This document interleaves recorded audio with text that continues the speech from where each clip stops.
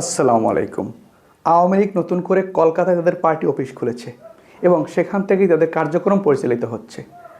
আওয়ামী লীগের party office দেখে মনে হচ্ছে তাদের অবস্থা এখন এতই মলিন যে তাদের পার্টি অফিসটি মাত্র 500 থেকে 600 স্কোয়ার ফিটের এবং তাও একটি ভবনের 8 তলায় অবস্থিত। যে আওয়ামী লীগ এত বছর ক্ষমতায় থেকেছে, বাংলাদেশ থেকে প্রায় 16 থেকে 17 লক্ষ কোটি টাকা পাচার করেছে, তাহলে তাদের পার্টি অফিসটি এত ছোট কেন এবং কলকাতায় কী উদ্দেশ্যে তাদের অফিসটা করা হয়েছে এবং কেন ওই সরকার অনুমতি দিল? এই আওয়ামী লীগ সেখানে বসে বাংলাদেশের সরকার উৎখাতের চেষ্টা করছে। তারা গেরিলা বাহিনী তৈরি করছে, তাদেরকে ঢাকায় এনে সরকার উৎখাত করবে। এখন মনে হচ্ছে আওয়ামী লীগ এত টাকা পাচার করলেও যারা পাচার করেছে তারা ঠিক মতন আওয়ামী লীগকে ক্ষতিপূরণ দিচ্ছে না বা তাদের প্রোগ্রামের জন্য ইনভেস্ট করছে না। তা না হলে আওয়ামী লীগের অফিস এত ছোট থাকার কথা না। যে দল এত বছরে লক্ষ লক্ষ কোটি টাকা পাচার করেছে, দুর্নীতি করেছে, তাদের টাকার তো অভাব থাকার কথা না। তাহলে কেন তাদের অফিসটি এত ছোট নেওয়া হলো, তাও একটি ভবনের 8 তলায়, যেখানে অনেকগুলো ফ্ল্যাটের মধ্যে তাদের একটি? আপনারা অবগত, গেরিলা প্রশিক্ষকের মেজর সাদিকুলকে গ্রেপ্তার করা হয়েছে। এখন তার স্ত্রী সুমাইয়া জাফরিনকেও গ্রেপ্তার করা হয়েছে। এই সুমাইয়া জাফরিনই মূলত 1701 গ্রুপটি পরিচালনা করত। তার মাধ্যমেই আওয়ামী লীগকে সংগঠিত করার কার্যক্রম পরিচালিত হতো।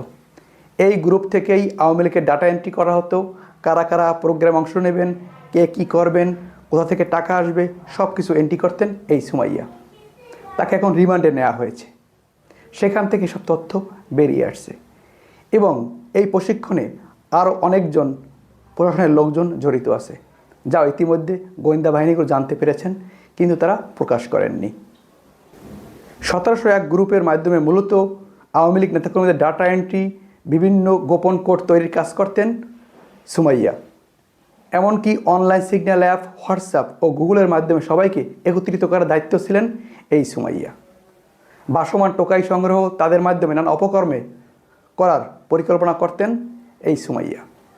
গত 8 জুলাই রাজধানীর একটি কনভেনশন সেন্টারে প্রায় 300 থেকে 400 নেতাকর্মী নিয়ে তাদের একটি গেরিলা প্রশিক্ষণের খবর প্রকাশ হওয়ার পরে মেজর সাদিকুল ইসলামকে গ্রেপ্তার করা হয় এবং তারই তথ্যের ভিত্তিতে তার স্ত্রীকেও গ্রেপ্তার করা হয়। মেজর সাদিকুল বর্তমানে সেনা হেফাজতে রয়েছে। সাদিকুলের স্ত্রীকে রিমান্ডে নিয়েছে পুলিশ এবং তাকে 5 দিনের রিমান্ড দেওয়া হয়েছে। তাদের পরিকল্পনা ছিল গেরিলা প্রশিক্ষণ দিয়ে নেতাকর্মীদের সংগঠিত করে তারা ঢাকা দখলে নেবে।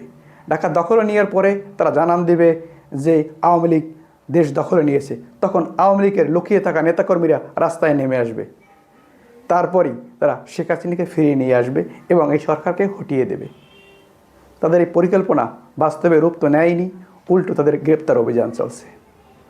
আওয়ামী লীগের কোনো পরিকল্পনা এদেশে বাস্তবায়ন হবে না, কারণ আওয়ামী লীগ কতজন একত্রিত করবে? 3 লাখ, 4 লাখ, 5 লাখ, 10 লাখ। তাদের বিরুদ্ধে 18 কোটি মানুষ।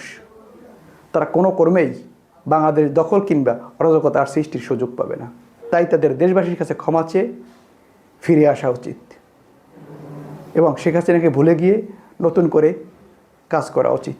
ধন্যবাদ দর্শক, ভালো থাকবেন। আমি মামুন চৌধুরী।